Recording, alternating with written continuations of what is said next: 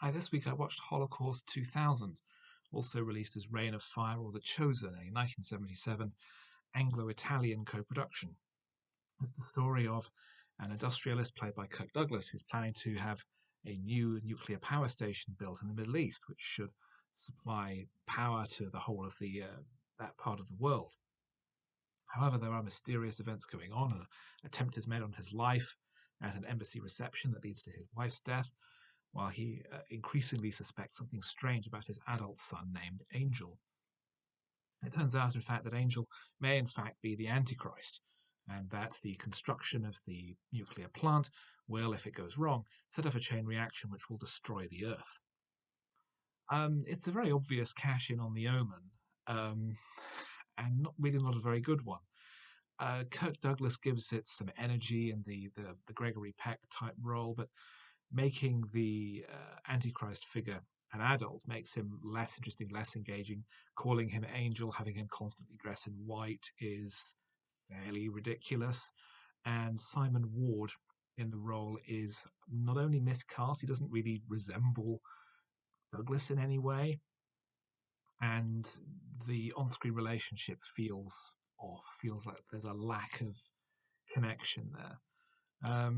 There is a fairly notable cast of supporting players of various types. Virginia McKenna appears briefly, Adolfo Celi, um, but it really doesn't add up to very much. The film, as I say, was released with several different titles and even had two different endings shot. The original ending involves Douglas and his newly born daughter living in secrecy with his new lover. And an alternate additional ending was shot, which, through some tremendously bad editing, suggests that Douglas becomes a suicide bomber and blows up both his son and the board members of the power station before it can be constructed.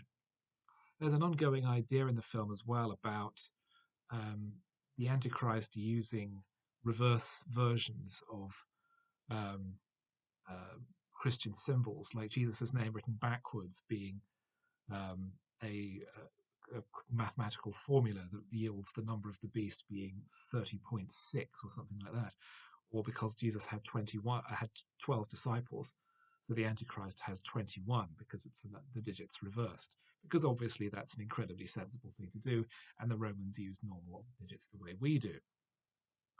It's a bad film. It's quite boring. It's quite silly and unengaging. Um, the Omen is a classic. It's a film that stood up extremely well. And I think trying to do a knockoff of it when even that was deliberately a knockoff of The Exorcist was always doomed. It's a film that has dated, I think, about as well as its title.